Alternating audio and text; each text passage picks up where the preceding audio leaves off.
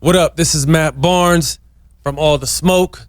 Here chilling with my guys, Dub C and CJ Mack. You can find their podcast on all streaming platforms. Matt Barnes out here showing out now. W, you ready? Yeah, I'm You ready. ready? Yeah, you ready? Matt be cheating and shit. Matt out here, he showing off now. Chicken's Club, CJ. No, that was probably because I had the camera on him. On that one, he don't like playing in front of the camera no more.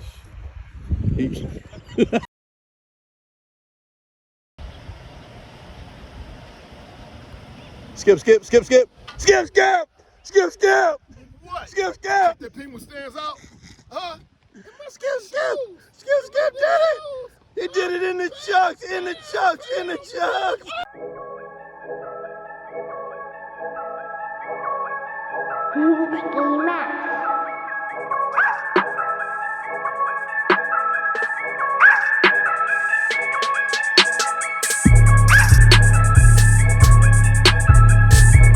Ooh, y'all about to get y'all chest laced up. Y'all watching the Dub C and CJ Mack show.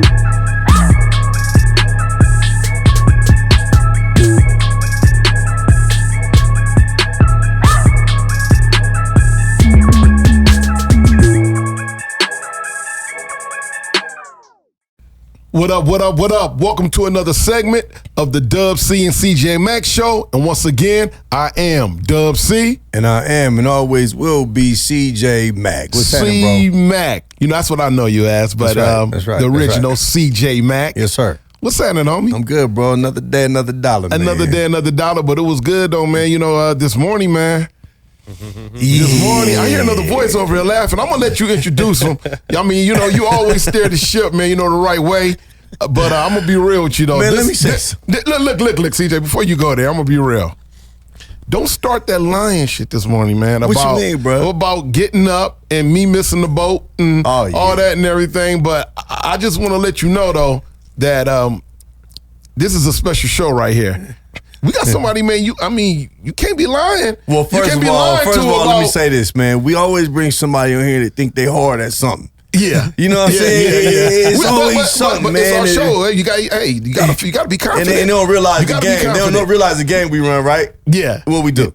Gotta let them win. Exactly. So they can come do the show. Exactly. I mean, it's, you know. So today we have a very, very special guest, man. Very special guest to me, man. He's my partner, man. Grown to be my brother, man. Yes, sir. He's my little big brother. Speak. You know what I'm saying? He's the most one of the most 100 individuals you'll ever want to meet in your life, Definitely. man. And I got some other things I want to call him in a few minutes, man. Matt Barnes. Welcome to the show, man. Appreciate y'all, man. Thank you guys for having me. Man, thank you Appreciate so happening much with for it? coming, man. Taking time out your busy schedule, no because you doubt. all over the place, brother. it. Yeah, man, but I'm in town for the weekend. You know, Yeah. I'm out here coaching my kids for AAU. It's a big weekend for the boys, so, you know, got with you this morning and golfed and had to pull up on the show. Yeah, there you go. See, he had to bring up the golf thing. You had to pull it Okay, up. so this how I went. I started off slow. You know what I'm saying? For about 15 holes. Yeah, he saved his best for the last 3 holes. Oh, when I showed up. Yeah. Yeah. He I said, did I say that? I showing said, up I and gotta go roll, get yeah. Dub, who was asleep and couldn't get up this morning and supposed to be out there with us. You know, but whatever. Who was asleep? Yeah. You know what I mean? I was up, man. We got in there at 2 in the morning, bro. Lied to me, 4 in bro. the morning, I'm up. We got in 2, 3 in the morning out here, you know, from the land. We came out here and you said, Dub, you said 9 a.m. we going to be out there swinging. That's what you told me, 9 a.m.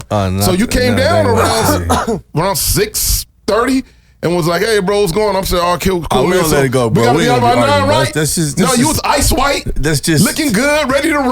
Well, that's- I mean, you know, I got to give it to you. You was ready to roll, but the conversation was between All right, me man, and you. come on, it man. wasn't the same, bro. Come on, bro. We got to talk to Matt, No, man. I think maybe it's because Matt was here. You went brand new on me, bro. Yeah, that's how It's you did okay, you. bro. It's all right. I still love you. I just want the fans to know, man. Well, I want to know I went hard the last 3 holes. I outdrove everybody, and I parked. How many times did I park? Twice, right there. Twice? What did I do another one? It had to be something close to a When park. I came out there, he was Yeah. kicking your ass. He was with my ass, like gonna lie. I wanted to leave so bad. When you called, like, come over and get me, I just immediately busted U turn the golf cart. We got you, That's bro. right, Because I was bro. getting smashed. That's But anyway, right. man, thank you, man. First of all, I want to congratulate you on an amazing career on the court, and then all the things that you're involved in and the things that you're doing off the court, man. Podcast. Yeah, man. Hey, man, man, he's doing so much more than that. Yeah. I mean, y'all over the place, and we want to touch on that, you know what I mean? But my first question is, I want to know where the hardest light-skinned brother in America was born, and who raised him? Who raised them? The question is who raised. It's not even really where I'm from. It's who raised them. Man, I was born in San Jose. Pops sold drugs. He was a butcher by day, sold drugs by night. So just kind of was introduced to the street life. Saw drugs real heavy in the '80s. You know what I mean? And we had the party house too. So I was seeing people do what they do at an early age. Right. You know, I'm Italian and black, so biracial, but I really kind of grew up in the streets as right. you know, but my parents were, you know, I called them functioning drug addicts because we never went without. You know, I felt like everyone did coke back in the 80s in their day. Like that was what they did. So we were always, you know, bathed, fed, dressed, went to school, but I just saw a lot of real shit at an early age. So from there, we moved to Sacramento when I was about 9 years old, but to a little bit better of a neighborhood. But my parents always put me in white schools, and I never understood why, because I couldn't go to school with the kids in my neighborhood. I was always going to these other schools, even probably from like 4th grade once I got there. And I would always be mad and never understood all the way through high school. Went to predominantly white schools. But I look back on it now, and I'm very thankful because it taught me how to maneuver in several different spaces and different rooms and ethnicities, and be on the block smoking, and then go to the White House and talk to the president. Wow. Type shit. So right. And I've done everything in between that as well. So it really kind of made me a chameleon almost to just what life is now. But yeah, my dad was a street dude, and it just, you know, I just saw a lot early on. So the one thing he used to preach all the time was, I have 2 younger brothers and sisters. You know my brother Jay. If they fight, you fight. Right. You don't That's fight, how you my get, family you get is. your ass whooped. Oh, yeah. I was fighting regardless all the time, and then I was never white enough, so they was calling, the white kids call me nigga, so I started fighting them. And then when I go play AAU, I wasn't black enough, so they called me white boy, and I'd be fighting them. So it was just a constant battle the whole time. So it's not like I love to fight or want to fight or I think I'm the baddest motherfucker. That's how I grew up. Was just, you know, back in the 80s, you grew up fighting. Yeah, that period. Well, you know, speaking of that right there, you know, why don't you tell me what high school did you go to? You don't mind sharing that? I went to Del Campo in Sacramento. All right, and then also too, I read something saying that or heard you speaking about how you experienced racism. Yeah, back then in high school. Yeah, heavy. And how that turned you into a kind of an advocate. You know, it kind of turned my advocate light on in an early age. But that was when I realized, like, I'm very proud to be Italian and black. But that's when I realized that, like, they look at me as a black man. But the story was, I was a senior, maybe 3 months from going to UCLA, and there was a kid fucking with my sister and kept harassing her, kept doing little shit. And one day he called her nigger and spit in her hair. And she happened to just walk up to me when I was done. I was done with school for the day. She still had one more class, crying with her little homegirls, telling me what happened. And the kid just happened to walk by. So I just, you know, I did what a big brother's supposed to do. Just beat the shit out of him. And, right. And then went to the office. But, you know, the principal at the time didn't believe, you know, his dad's a prominent lawyer. He wasn't raised that way. He would never use that word. So really, like, I was on some bully shit. You know what I mean? Again, I'm 3 months from going to UCLA. Why would I just fight somebody for no reason? So I get suspended for like a whole week. And on like the Wednesday or Thursday of my suspension, because I got suspended at the beginning of the week, the KKK came and burned down a bathroom, hung a mannequin on the oak tree with my football jersey, die nigger, broke windows, swastikas, niggers need to die, like vandalized my whole entire school. Wow. Are you serious? Yeah.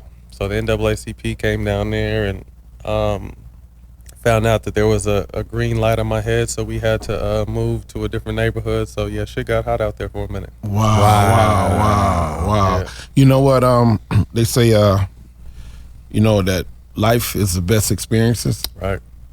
You know, and I think that you coming up, dealing with that right there, you know, not just did it give you the tool to go out right now and to be able to deal with different nationalities and talk, but also to guide the youth and know how to deal with that, because there's a lot of us dealing with it right now, as you see, you know, out here what's going on. But so I want to go back to something you just said earlier. You said you're on a football jersey. Yeah. So you play football as well, right? Football. Yeah, I was football is my first sport. My senior year, I led the nation in touchdowns for receiver. First team All-American. Recruited by every school to play football as well. But I just felt like at 6'8", I would have longevity in basketball. I'll never want to disrespect people because I know it's hard to make the pros in any sport, but I felt like I could have definitely made the NFL, but I just don't think I would have had the longevity that I had. It's a rough sport. It's a hard hustle, and unfortunately, they don't get that they guarantee money up front too. That's the crazy part, right? You know you play both, right? Yeah, they put their life on the line, literally their life on the line every game, and their money's not guaranteed, which is crazy. But and 5-10 corners would have been trying to take you out, bro. That's what they try to do. They try to do. But that's what I always looked at myself when I played in the NBA as a football player playing basketball. Yeah, you know what? That's what I wanted to say, man. No disrespect to the NBA, well, maybe a little bit. Hey, man, some of y'all dudes be soft, bro. Oh, man. Falling all over the floor, rolling around, man. It's that European soccer shit. That shit make me sick. Oh, man. So I think that a lot of basketball players that have played football, man, seem to be the tougher ones. Right. You know what I mean? Like, fall down and get up, man. You ain't got to roll around every time you fall, bro. It was, like I said, I just feel I was fortunate to be able to, have the 15-year run in the league, but I was really amazing. That's why I love the physicality. Like, I didn't mind banging with bigger fellas or hard fouling someone if I needed to and mixing it up because football is my first love. So that's a necessity out there on the football field. So you were just aggressive, just off. Yeah, I like physicality. Like I loved guarding people. I loved going up and trying to rebound against big dudes. I loved throwing elbows in people's chests. Like that shit was dope. Yeah, it's amazing to me. Like I remember when you first came to the league, and I was like, man, what's this dog? I said, man, I like, dude, man, he hard, man. Like a lot of people didn't like you, right? Because you used to go so hard. But I'm like, what's this dude be talking all this shit and going hard? Before I got I got a chance to really hear him talk and see where he was coming from and everything, I used to be like, this dude is an asshole. That's what everybody said about him, bro. I mean, he always wanted to fight. He always wanted.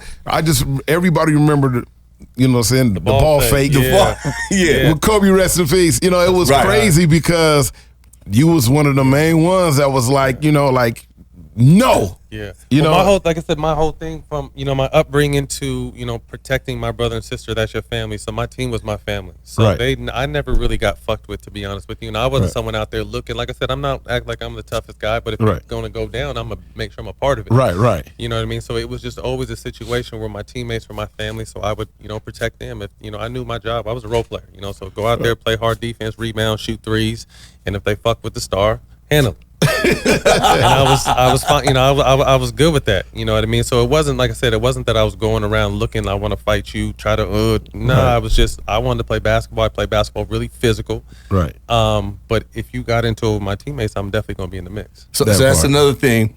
I was watching something in another interview you did, and they were saying how a lot of people, when they thought you were coming to the team, they was like, oh, man, this dude, man.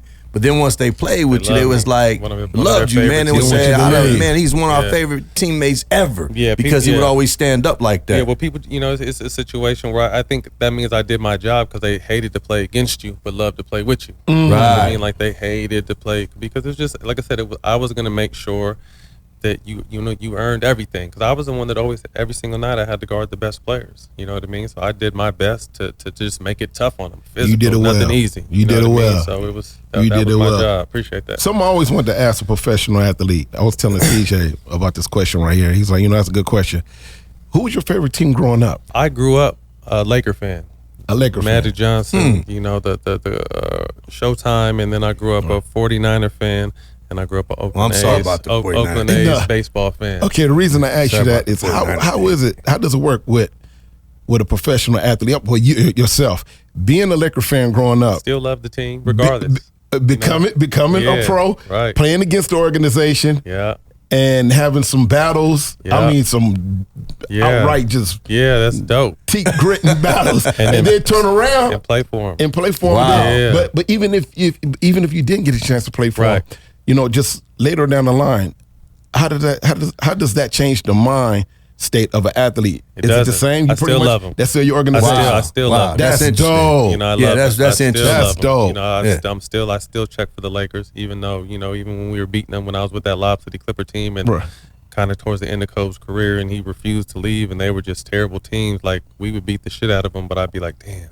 That's the team I love. That's you know the team what I mean? I love. You know, between them and the Warriors, because I also loved Run TMC. Right. You know, because I was up north, so I, Right. Mullen, Hardaway, Richmond. So I was a big Warrior fan, and to kind of have a part of history on the Warrior team and win the championship with them. So those were always my two favorite teams growing up, and getting a chance to play for both of them was a dream come So true. no love lost. You still Laker fan? Lakers and Warriors, absolutely. Lakers, dope, Warriors, man. Kings That's too. dope. I like the Kings. We I'm gonna always work checking for on the Kings. 49er thing.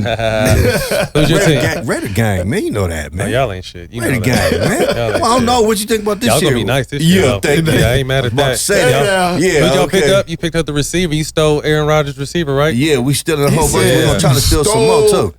Aaron Rodgers And, yeah, that receiver. boy's and, cold, man. And you about to work out Cap? Yeah, we He hope could be so. cool if he Yeah, gets a Cap and chance. Sly was just Yeah. telling Dub C Yeah. that we working out Cap, and I'll show her we get him. That'd be cool to give You him know, a chance, man. for obvious That's dope. reasons. That's dope. That's Yeah. dope. But I won't That's get dope. into because it's Raiders still at the top notch, man. Come So on, I ain't man. gonna get into As it should be. what I want to say about a couple things. But Go anyway, Jules, man, hold on. you know, so I had an interesting question for you, something that interests me, man, and something looking back on the career, me knowing a little bit about the prejudices and different things that you went through. So when you played for the Clippers and all of this stuff went on with the owner, Yeah. it was like, here we go again. Crazy.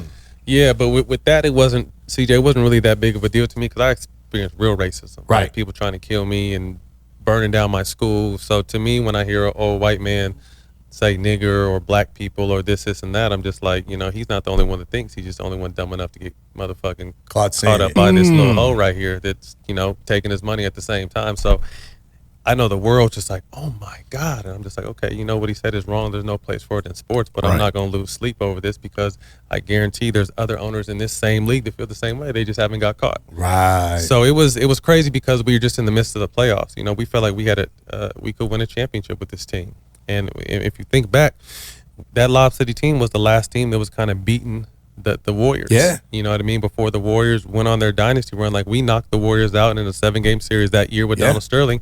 The next year they came back and won a championship. So it was just a crazy time, you know, kind of when social media was really starting to hit and people were starting to express what we should do or we shouldn't do, you shouldn't play or this and that. I'm thinking like we're in the midst of a playoffs trying to win a championship, and just because this motherfucker doesn't like black people, well, we knew he didn't like black people. He'd been sued several times in court for discrimination, you know, as a landlord and all this kind of shit, but we weren't playing for him. We were playing for each other and realizing that, you know, championship opportunities don't come around. Right. You know what I mean? So we went out there and played, and So that's pretty much the sentiment of the whole team. You guys got together and said, we hey. talked, you know, we discussed sitting down, we discussed doing a lot of different things, but like I said, at the end of the day, we felt like we had a chance to win a championship, and we really didn't know what do we sit out? Is that an there's loss? You know, do we have to make there's just so much shit that was, like, we were in the playoffs. Right. You know, I mean, it's not the regular season, it's the playoffs.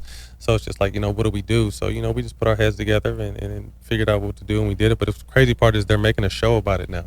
Yeah. I think it's going to be on FX if I'm not mistaken, but it's called The Sterling Affairs. Wow. So That's it's gonna going be to be dope. dope. Yeah, That's so gonna I'm be trying to get be a consultant for the show because I'm the one that could tell you the real shit that was happening in the locker room. So you guys, And you know get you at me. And he's man. going to do a great job of it. So quit He ain't playing. gonna buy this time. Yeah, so come quit on, I'm playing. going to tell you the real shit. Yeah, you need it. Come on now. All right, man, let's pay a couple of these bills, man. We be right Bizak, man. I'm CJ Mack. Hey, and I am still Dub C. There it is. That's my line. All right, we be right back. Yeah.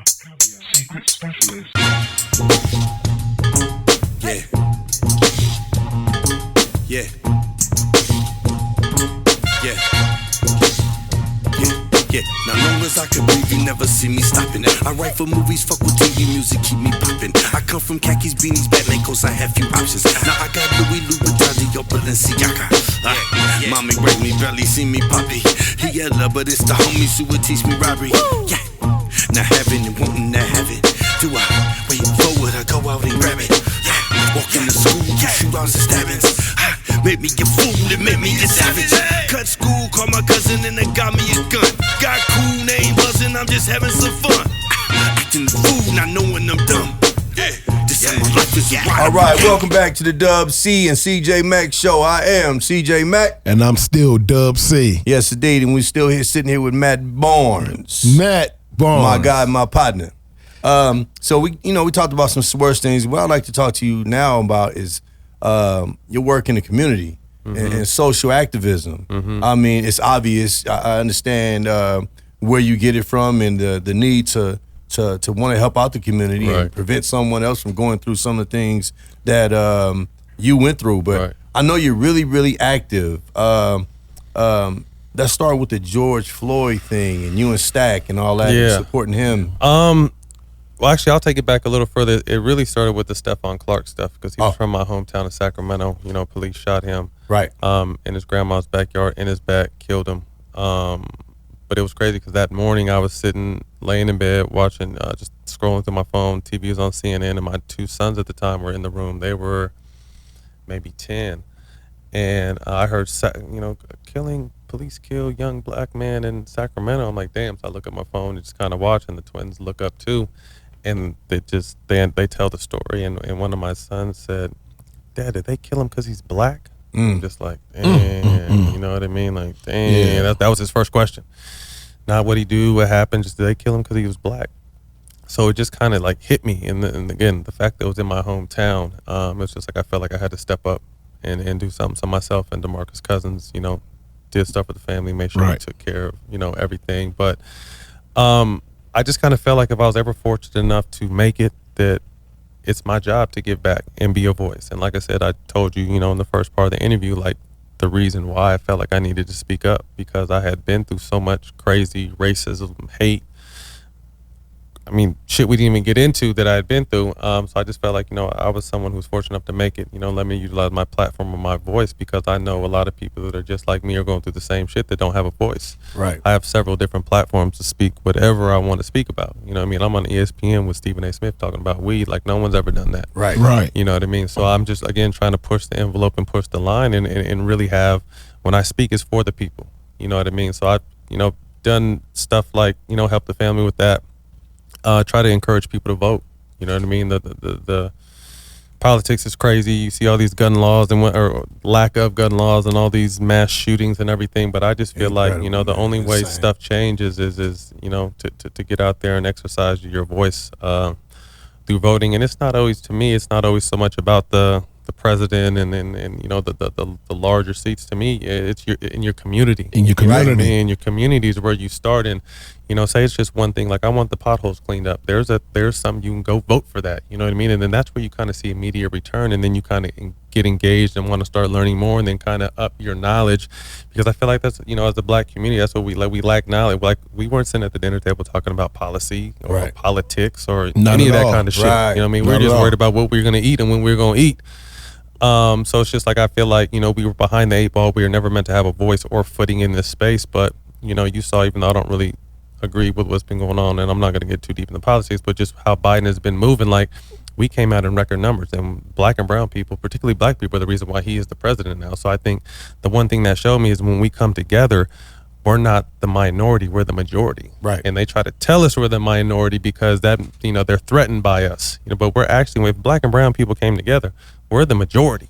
Yes. For real. You know what I mean? There's a lot of us out here between black and brown. So it's just like, I think that's the one thing that the last thing showed, was that, you know, we come together, we can really move the needle. So, you know, we got to continue to do it. And again, that's why I use my platform. Right. And we got to continue to do it, not just when there's tragedy. Yeah. Unfortunately, we come together when there's tragedy. Yeah. We get out here and we move mountains. We march. You know, we demand this, we demand that, and then when they act like they're gonna give it to us or give us a little something, we go back to, you know, it ain't cool. So I commend you on using your platform to let everybody know and create the awareness of that right there.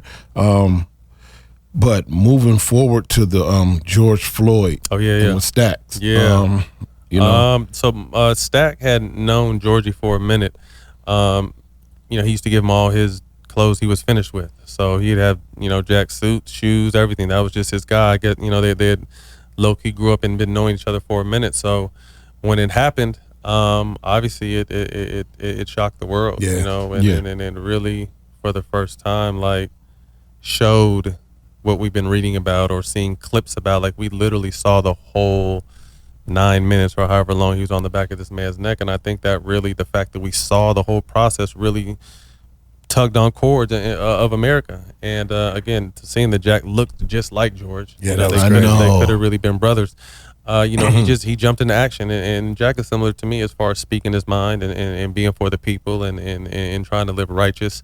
So he started using his voice, and other celebrities, a lot of people joined it, but particularly celebrities, because they have other platforms, they really started kind of coming together. And he led the biggest march in the history of this country. Yes. You know what I mean? Shout out, Stack, man. Yeah, Very proud of you Shout out. for what you did, man, and how you took to action, man. And Much love and respect. Yeah, the way you took to action was amazing, Beautiful man. And you thing. showed your love, and everybody felt for that man, right. due to his sincerity and the way he felt for him. It was a lot, though, because, during the process, and, he and I can talk about it now, but it was new to him, and he didn't know what he was really biting off. And being a leader on the basketball court, which he was, is a whole lot different than being a leader of the people in the community. Right. You know what I mean? And I felt at times he was, over, stretching himself, trying to hit every, he tried to hit every state in the whole country. And I think he got to damn near like 40 of them. Wow. You know what I mean? But it's just like I could see him on TV. I can hear him every once in a while. And yeah, bro, you need to make sure you take care of yourself, because you can't do nothing or help nobody if you're not right. You know what I mean? So like that shit really beat him up mentally and physically. But again, we definitely proud of him. We love him for what he did and what he's about, and continuing to obviously carry on the movement. Right. And imagine what a lot of our leaders who were slain, right, what they went through and how they felt. Right. You got a chance to see a little bit of that there. Yeah, but he had but when when we had our leaders, they didn't have a voice. None of their people could really speak to what should be happening. They have social media like that. Right, exactly. So that's why I think it was such a beautiful thing, and it literally caught fire across the country and then around the world. Wow. Definitely. That's deep. One of the great things about social media, right. We sit here and we talk about how you get Mervin on the couch talking crazy to you. Reckless. That's one part of the internet, but then the other part is you can actually spread a message out if you utilize it the correct way. You and I were talking about that. That's why I created this platform, the WCCJ Max Show. Yeah. So we can get on here and we can paint our own narrative, so we can tell them, how we feel. Well, I think it's been crazy, not to cut you off, Dub, but it's just like people have always been telling our stories, and some have done a good job and some have been terrible at it, but we could tell our own stories. So who better to tell our own stories, again, paint our own narratives, paint our own pictures, and hear it right from the horse's mouth. Like the one thing that I really loved, obviously we've been doing it and it's moving, but Draymond Green got kicked out of, I think it was game 1 against Memphis, when they called a flagrant 2. He didn't talk to the media after the game. He went right on his podcast, and you guys want to know what I want to hear? I'm going to tell you right now. You know what I mean? So why give, like, if you guys are the media, why would I give my story to you and you can twist it and turn it and make it fit whatever you want, when you could really, I could tell the world how I really felt in that moment. You know what I mean? To me, that was genius, and I think we can continue to evolve with, again, telling our own stories, because people have always told our stories, but we have people now that are great storytellers, that we can tell our stories and give our brothers and sisters the chance to tell their own stories. Amazing. Now, when it comes down to telling a story, well, let's touch on that right there. I noticed you're somewhat of an open book, and you feel comfortable, like you just said, regarding the marijuana and getting on television, speaking on it, and from my understanding, being one that's standing up for marijuana to be legalized for that professional athletes, being an open book. It's so much that comes along with that. Yeah. There's nothing wrong with being an open book. I prefer that we tell our story than somebody else tell our story. But nothing's off limits once the book is open. That's the problem. You know what I mean? That's the game. It's everything. You know what I mean? That's the game. Obviously, my marriages and relationships have been front and center in that shit. But I realized that, when I was with, my ex-wife, the twins' mom, I was playing in Phoenix. And I remember Shaq was on my team, and his wife wanted to start something where the women were stepping outside the shadows of the men and raising families and running organizations and blah blah blah blah.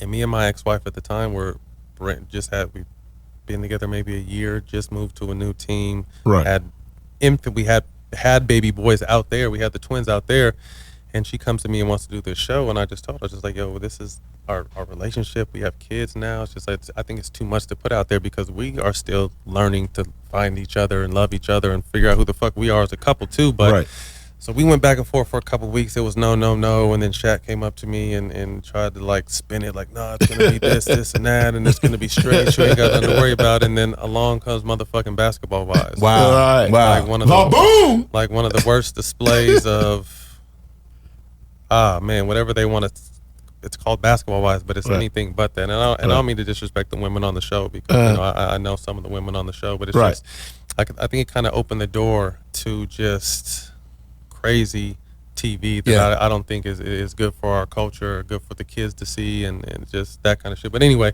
when I did that, I realized that after that, I can't say like my next situation is private or don't talk about my kids or like, again, I opened that book. You know what I mean? So I had to kind of learn to live within that world and really make the best of it and protect what I can protect as much as I can. But like I said earlier, like there's nothing off limits. So if I break up with a girl or if I'm dating someone new or if I'm going through a crazy custody battle, back and forth to court, it's you know, it's everywhere, and it's just like it weighs on you. But you know, that's why I really feel like getting to the next point, cannabis has really helped me out. You know what I mean? Because it's, as black men, it's not. It's just starting to. The mental health thing is new, but we were never like, you talk or you whine and you tell more than one person. You're looking for attention. You know what I mean? Like we don't really tell how hard it is to go play a basketball game knowing that you're going through a divorce and haven't seen your kids in 3 months. Like they don't give a fuck about that. Like we pay you millions of dollars, you got to go out there and perform. So if I didn't have weed, I don't know where I would have been or what would have happened, you know, along my journey, because it was the one thing that, you know, kind of kept me like, okay, exhale, you know, see the big picture. Now, you know, you got a lot of shit going on. So that when I felt like, you know, and obviously I was risking my job smoking weed, and I felt like once I retired, I wanted to be an advocate for those guys so that they don't have to worry about, because smoking weed in the NBA was like a whole nother job. Like I had to motherfucking do all kind of I Spy shit to get man, I had to hit my trainers up. Some were cool, some weren't. I gave some money just to tell me when the P-band was coming, and it's random. You know what I mean? So it's just like we could all smoke on this show right now, and if I'm in the league and tomorrow I could have a drug test and not even just like, I don't have no time. So I always had to keep a drink with me and drink a lot of water, eat clean. The trainer would tell me you know, flush my system and go past that test and get back to, you know what I mean? Don't try this at home. Well, now it's, don't you try know, this at home, kid. But through this process, and I was one of many guys that were doing it, obviously now that you're seeing it, but you know, now they don't test for it no more. And, you know, shout out to my brother Al Harrington over at Viola. Shout out to Al. Yeah, we, you know, just really felt like we needed to press the line and really have these people educate themselves. Like we can tell people what cannabis does for us until we're blue in the face, but until there was medical research backing up everything we were telling them, we were just a stoner. And it's crazy to me because if people knew, like, some of the best players in the world in all sports medicate. All sports, you know what I mean? And it was. I like the word medicate. You know, you got to use certain shit. You know, you got to use certain lingo in this. Heroin is in the league. We don't say blow. Yeah, not no more. Yeah, some of the best players get high. Some of the best players blow. But y'all can talk like that. Exactly. That's kind of your. You know what I mean? Even though some of us live the similar lifestyle that y'all live, like we can't because we're athletes. You know what I mean? So it's just that stigma that we're putting out there. So we had to say cannabis instead of weed or tree or crack or whatever the fuck we call it, or getting high or getting blow. Like there's certain terms we have to use because we understood that it scared these people because it's a stigma. It stigmatizes a black drug. You know what I mean? We didn't have steroid issues in the NBA. The NFL and the Major League Baseball did. That's why they started doing all these tests. They're like, what does the NBA's guys do? All right, they're not taking steroids. They're smoking weed. So that's when we started getting these 4 random tests. Because when I first came in the league, we got one test in the beginning of the season. That was rap. You could freely smoke. Wow, freely smoke. That's crazy. You know, so it's just like it's come a long way, and I'm glad to say that, you know, I was a small part of change in professional, at least the NBA and in professional sports, because again, we continue to push the line with the Players Association and the NBA themselves. And now you see Kevin Durant is coming out. I always said it's going to take a superstar to come out and say that he medicates for people to really start kind of just like, well, shit, if KD does it, fuck, he's a 2-time final MVP, one of the best players in the world. I guess it's okay. Yeah. Wow. Yeah. Well, that's part of being an open book, like you said. Right. But this sounds like a great place to take a smoke break to me. Shit. Fire that shit up. I got one in my pocket waiting. Fire it up. So, you know, we'll be right back. You know what I'm saying? We'll be right back after these messages.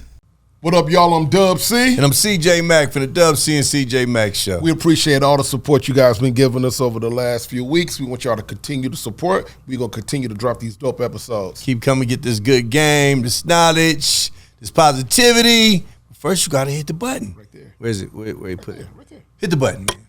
Hit the button. Welcome back to the Dub C and CJ Mack Show. I am Dub C. And I'm still CJ Mack. What's cracking, man? Hey, man, we sitting there with Matt Barnes, and it's only right that we ask some of the questions that we always wanted to know about being a professional athlete. How do you deal with the crazy fans? I'm starting to see more and more now. Fans are becoming more and more disrespectful. Out of pocket. Throwing stuff, out of pocket, saying little things. We just witnessed Chris Paul, getting into it. Shout out to Chris Paul with somebody out there who was saying some disrespectful things to his family. Right. How do you deal with it, man, when they want you just to go out there and they feel that you get paid, so you should just shut up and dribble? First of all, they're fans of yours. That's the only reason why they're really heckling you, because they really like you. But you play for you play for the other team, so they have to talk shit to you. But it's a tough situation because there's no real clear-cut answer. They tell us we're supposed to look the other way because we're athletes and we get paid a lot. But fuck that. Like, they say reckless. Like, in Utah, Boston, I've been called nigga this, nigga. Like, they can talk about your family, your kids. They say the most ill shit, and for so long we were just supposed to ignore it. Wow. But it's got to a point now where they're, like you said, starting to throw stuff, starting to touch other people's families. They physically touched Chris's mom, and like, people could die for shit like that. Right.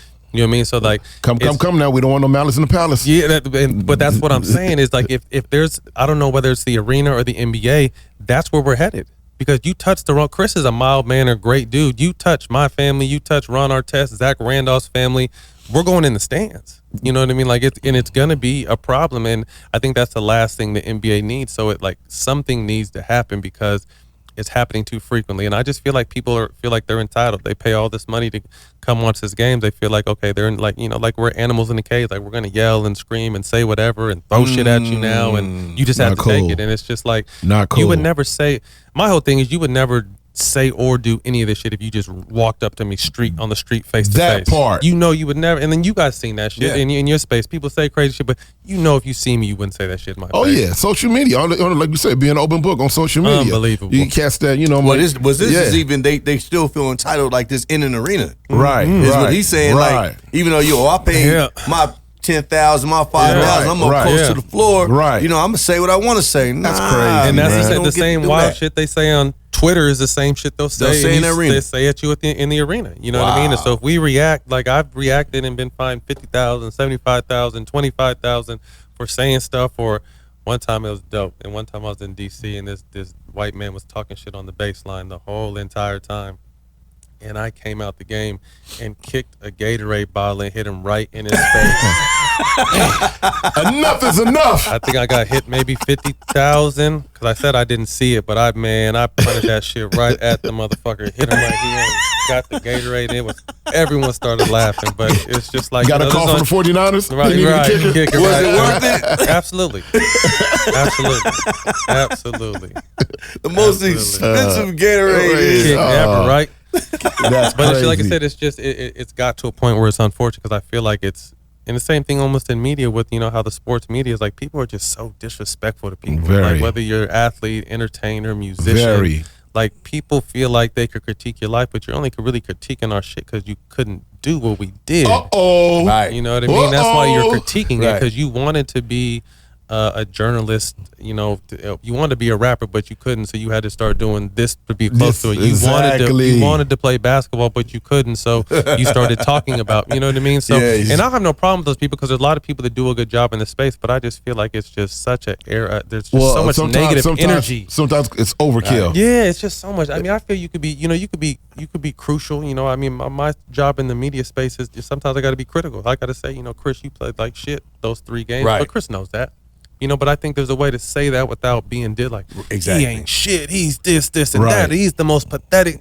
And I'm just like, damn, is it that necessary? Well, you know what it is? It's shock. It's just like what we do. Because it's clicks. Just like, and you do. It's clickbait, man, and it's shock. Clicks, like, we fight with that, man. Right. Like, because I know some idiot going to say something crazy to us eventually, right? So, we're going to choose how we handle it. And it probably ain't going to be on the microphone stuff. Right. You see what I'm saying? It ain't going to be on the microphone. You see what I'm saying? So, but it's amazing, man, that's where everything is negativity. Like, we built our show on the model that we've been told so many times, y'all got to do this, and you got to talk about such and such, or we might have a guest on the show, and then I'll get a call after everybody watches the show.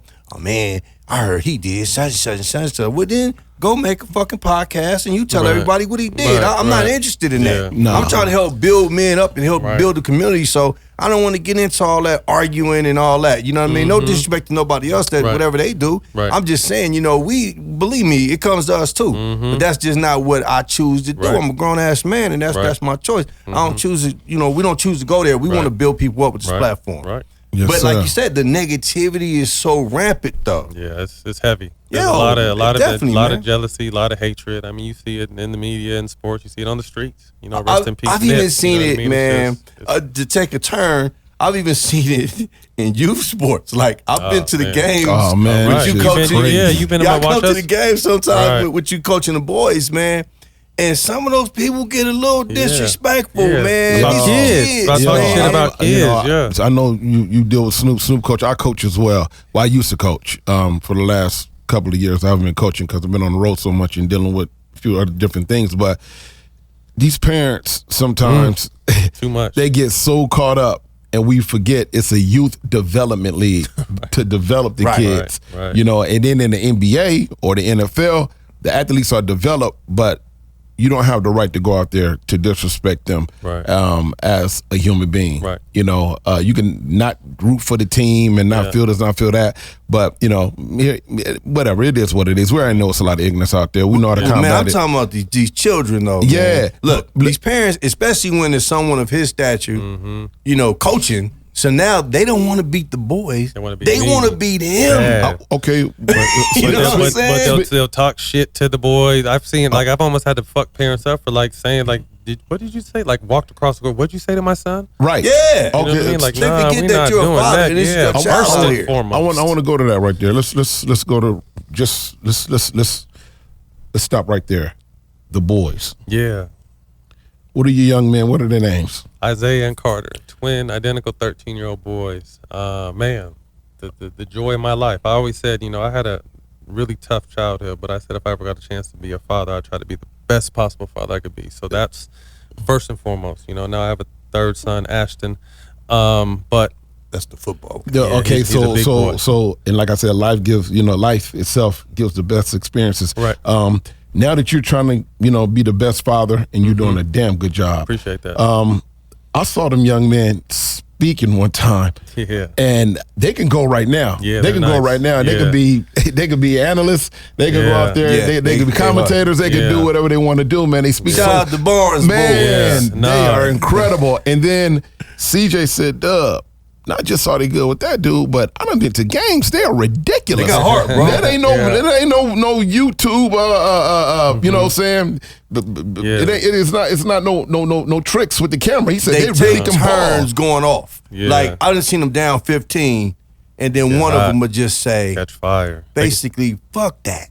You know, and he might say that. And start You know what I'm saying? saying, Go hard, three after three after three, and then the next game, the other one will go off. Man, so It's amazing thing. I love going to their games. if you don't mind sharing with us, because there's a lot of us out here who we're just happy to see and hear this right here, but we want to know, you know, the guide.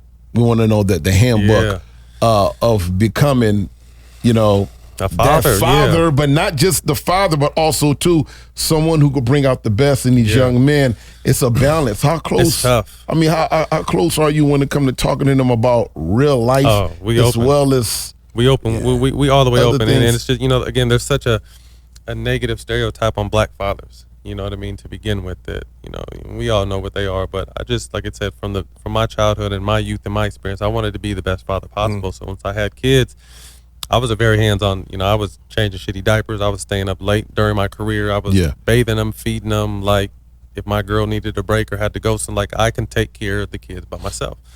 And I prided myself in that. So just, you know, as they continue to get older, we have these real conversations, because I feel like first of all, social media, but just the internet. We didn't grow up with the internet. We grew up playing outside. Like, you got to motherfucking kick kids out the house to get them to go outside these days, because they're on their electronics. You know what I mean? So I always figured that I was going to be someone that was more.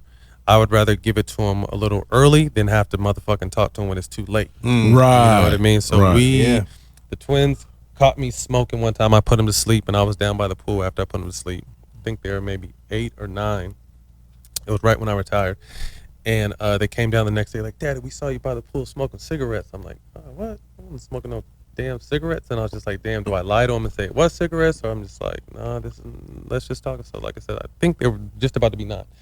It's like, nah, Daddy was smoking weed. They're like, what's weed? I'm just like, well, you know how Daddy, plays basketball. My body gets really sore. My knees, my back, everything hurts. And I don't like to drink alcohol or take pills.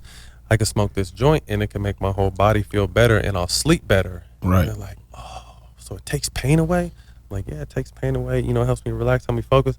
And then Carter, who's the one I'm going to have to watch, he's like, well, Dad, I just sprained my ankle. When can I smoke? I'm like, shit. You know what I mean? So this is a 9-year-old. But again, and then I was like, you got to be, you got to be a lot older. And that's a whole conversation we have to have. But to me, obviously, 9 years old, you don't want to have to talk to your kids about weed. But again, I would rather me tell them something than them go hear it from somebody else. It used to be a long time ago. You wait till their certain age to talk about the birds and the bees. Right. They expose you so much so quick. On the it's social the fast media lane now. Do you take the social media away from the kids and don't let them see anything? I mean, you can try to police it. That won't work. Yeah, I just think it's the time when you give it to them. You know what I mean? My ex-wife did a good job of kind of just spoon feeding them in. I think they're 13 now. They'll be 14 in November, but they just kind of started getting into social media maybe the end of last year. Like she gave them their, they had a little handle and they're more on TikTok than anything, but it's just like it's spoon feeding. But again, it's just like we got to teach our kids the hard knocks because life is so much faster than it was so when much we faster. grew up. And we were fast. Yeah, I mean we was fast as a motherfucker, but it's in hyperspeed now. It's a cruel world. It's a vicious world out there you know too. What I mean? So to me, my goal on this earth before I leave is just to continue to make them well-rounded men that are versatile in several different fields. And if basketball is the sport they end up playing and fortunate enough to make the NBA, I love that. But regardless, they're going to be straight. You know what I mean? Because their mom is tough on the school, and then I'm in giving them the business in the game. So how their podcast came about was I was working for ESPN, and ESPN had this one it was like I think a playoff edition of everyone at ESPN's kids get to talk about, I think it was the playoffs. And all these, majority of the little kids, God bless them, they were cute. They didn't know nothing. Right. They were just being, who's that? Who's this? Who's this? And the twins start debating about Jason Tatum and someone else and the moves he likes to do and who's locking him up. And these people are like, wow, what the hell's going on? So I remember when they did that little thing that one of the producers came back, oh, your boys are great. Thank you. You got something there.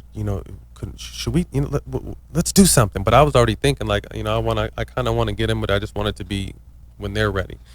So they did really good. I asked them if they like, Dad, we love it. Can we go to work with you? They want to motherfucking jump on Sports Center. Come now, on, you know now. what I mean? So I just started thinking, I'm just like, well, what about doing a podcast? They're like you do? I'm like, yeah. So I started getting them little piece of my podcast that wasn't out of pocket or smoking or a piece that they can watch, and they kind of just started seeing clips here and there that they can watch, and they're like, well, we want to do a podcast. I'm like, dope. Okay. So I built them a little podcast, and it was crazy how from the maybe after the second or third show, like I said, just there once they were comfortable on the camera, it was rolling. Took a handful of. It was crazy. You've been in my house. Oh, yeah. You see how they just be going back and forth. And like you said, they're 13 now, but they're old souls. So they'll be talking about some grown shit, talking about some kid shit, video games. So, we've been blessed that that's something they love. They love to do because I never wanted to be the dad, even in basketball. My kids probably just started working out maybe 6 to 8 months ago because I wasn't going to be the dad that pushed them. They played it, and they'd been around my career towards the end of my career, so they're traveling on the planes with Steph and KD when we're in the finals and in the locker room with Kobe, rest in peace, and CP3 and Blake. So they always had a high basketball IQ, and they liked to play, but they never worked out, because they'd rather play video games. So I never really pushed them to do it. So then with the podcast, in anything they have to choose. School's not a choice, but everything outside of that is a choice. So if you want to get better, I'm going to put you in line to get you better. If you want to do a podcast, I'm going to set that motherfucker up so you succeed. You just got to do what you got to do. And in both spaces, they've just really kind of started to understand it. And it's dope to see their grow in the podcast space and their communication skills, but then also see their game grow at the same time. So wow, man! Congratulations, man! Yeah. Cool. We don't shine enough light on the good dads out there. It's important because there's a lot of incredible jobs that that's done out there, and I just want to definitely give you your shout out on that right there. I mean, man, great dad right there, because them kids is doing their thing. Yeah, I'm around them, man. They're amazing, man. Yeah. You know, I call them nephew and nephew because sometimes I can't tell. I don't know which one. They look dead on. It's just some things about their personalities. Are a little different, Then you know which one is which, right? Right. If they just walk in the room, man, I'm like, oh, what's up, Neff? What's up, Neff? You know, they be like, oh, what's up? That's crazy. And that's it. You know what I'm saying? That's crazy. But That's man, crazy. Great. So I wanted to talk about that. ESPN, bouncing from ESPN to all the smoke. I want to talk about all the smoke. Man, you are all over the place, man. You doing a great job in handling that, man, and bouncing back and forth. I mean, how are you managing all this stuff? I think my goal was just to be on as many quality platforms as possible. Oh, that's why you came to the WCJ back. Right. I thought he just, I thought he's fucking with us like that. No, it's quality, bro. Okay, yeah. It goes without saying. No, but to me, it's just now people want to pay me to talk.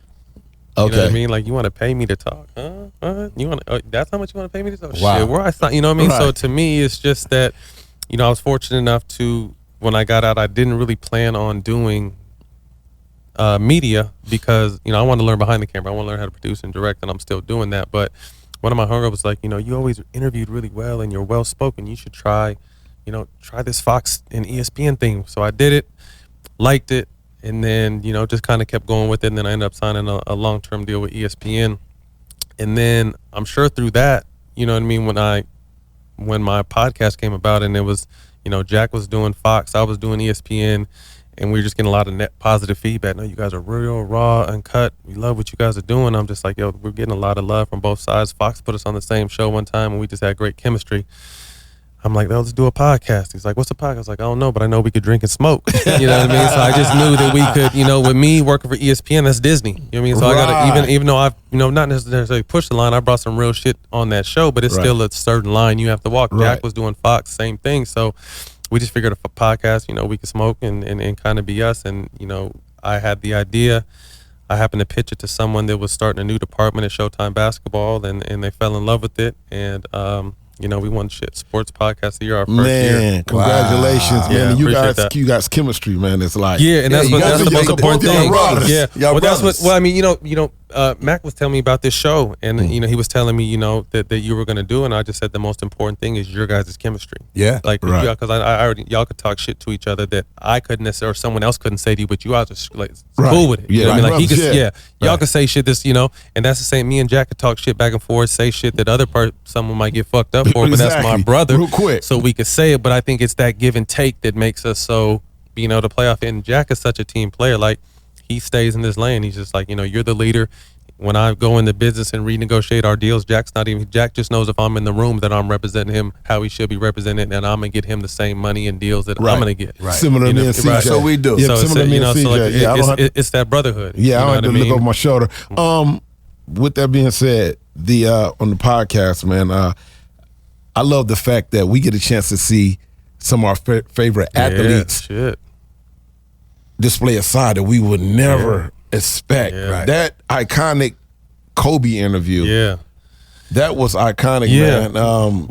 I think it's important because, and I use this comparison, and it's a loose comparison, but like when I was an athlete, like talking to the media is like talking to the cops. You really don't want to. You almost have to. You know what I mean? Because it's like I said, it's just like we don't. It doesn't mix. You know what I mean? It just doesn't mix. And that's not to say all media is bad, because it's not. But I mean, there are some people that are just, they are what they are. So it's just like you don't really want to make that jump. So, it was. For us, we knew if we were coming in this space, we had to make sure that these people felt comfortable with us. They felt secure. Not that we're not trying, like you said earlier, CJ, like we're not trying to find the clickbait that's gonna on some shit that's gonna make you look bad. Like what I want to do is I want you to be comfortable enough to let your guard down, so you just really tell people how you genuinely feel. And I feel like, we get so many when people say, "Damn, I've never told nobody this." People say that all the time on our show, and I just think that shows that we're doing a good job of like making people feel like comfortable. Feel comfortable. And like I said, we've got stuff from people that no one else has been able to get out of these people. You know what I mean? And again, I think that's because, obviously me and Jack are who we are. We wear our heart on our sleeve. We're open books. So you see how we move, and people respect that. So they know that they can come and really tell how they really feel in our show. And I think that's what, continues to set us apart from other shows. Man, that's cold. That's cold. Definitely. That's cold. Man. I love it. I mean, it's a great show from day one. You know, I've been fortunate enough to sit there and watch them tapes. Oh, it's all right? Come around. Mm-hmm. Yeah, you know, I'm not hanging out with this cat. Man. Okay. He's all right. I forgot. He's really all Some right. of them, you know, man. some of them, big you know bro. what I mean? You know, yeah, you know. That's big We're bro gonna right ride in the there, back of man. the golf cart, you know. No, I mean, but it's to all see good. them doing this, man, and see the chemistry, man, and just the joy, man, and they're both appreciative of each other and the opportunities that they have. It's just so dope. It's just like us, bro. You know, we bros. We've been doing this for years, man. Right. And so for us to have this platform right now is really, really important, and for us to handle it correctly, and to do the right things and have the right people on here and talk about the right stuff, man, is really, really important to us. You know, so you know, I commend you guys, man, and your work, man, and man, thank you for coming to spend some time with us no today. doubt, man. No you know, doubt. we really appreciate it because we know your schedule. You all over the Crazy. place. You live to be in Tokyo Crazy. tomorrow. Yeah. Now I'm here for a couple game. of days. I get to throw my feet up for a little bit. Now, I mean, you know,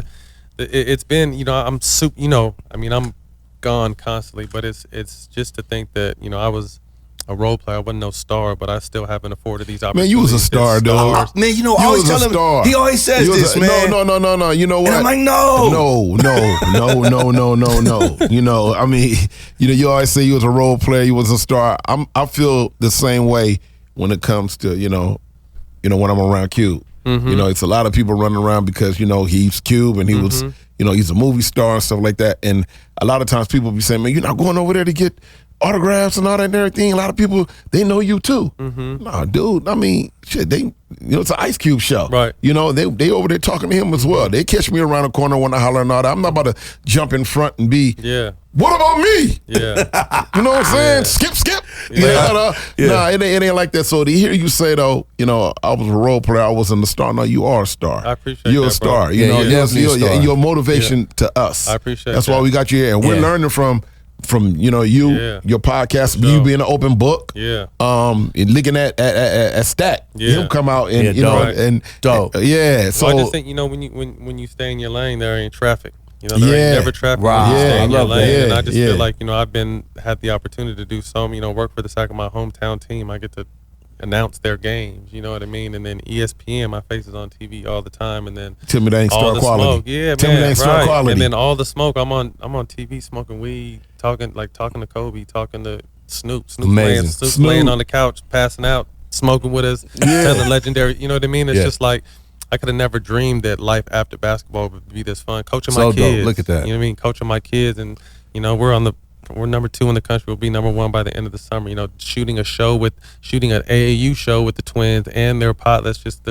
I'm busy, but it's all shit I love to do. And then on top of that, being the dad, so it's just like, you know, I get tired and I'm worn down and I'm always moving, but I'm just like, yo, my life is amazing. So And then I see never other complain. athletes they're doing podcasts now. Yeah. And you guys spark that. You Yeah, know what I mean? dope. So I love it. I watch some of the other athletes to do theirs too. Yeah, I You guys are my favorite though. Yeah, no, it's shit, important. Like, man. I mean, But- it's important. Like I said, we got to tell our stories. Like I said, we talked off camera, but like I want to know what it's like backstage. Well, I don't know what it's like on the tour bus. I want It's to know coming. what it's like. You know what I mean? It's That's coming. like Yeah. you guys did your thing too, and that's when I was telling C, I was like, yo, this shit's gonna be dope, man. Just make sure you put it together right, because you guys are people, you know, pillars that you could tell your story, you could tell other people's stories, and that's what we need, because that's what we want. Everyone wants to know.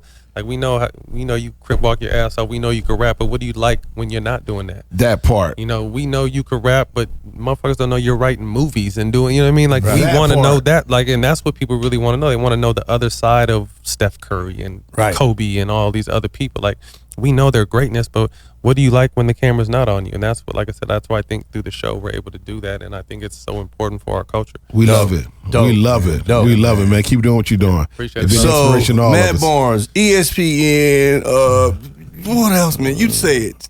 You know, Yeah, man, you can catch million-ass me on jobs. ESPN. You can catch me on, NBC Bay Area working for Sacramento Kings. You can catch me on Showtime. All the Get it off. Get it off. Catch the Twins Barnes Boys podcast. Yeah. That's hitting. We got an AU show coming out. Come Road to on now. number 1 coming, man. And then I got a couple shows I'm doing with Showtime, man. So just stay tuned, man. We're blessed, and we not gonna we're not gonna slack on these opportunities. Yeah, Not there at it all. is. There Not it at- is. There it is. My word. What I always say, opportunity. Oh, yeah, that's Yeah. it. Come on, Opportunity. man. You know what I'm saying? Can't ask for nothing more. Right.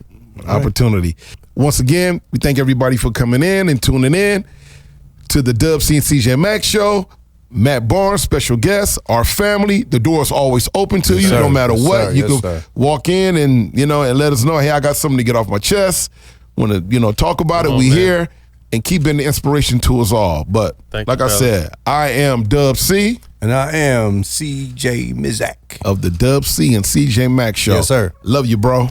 Yes, Salute. sir. Salute Matt Barnes. Matt Salute Barnes. Stacks. Yeah. Salute Twins. Shout out my guy. We out, Chuck. Yeah.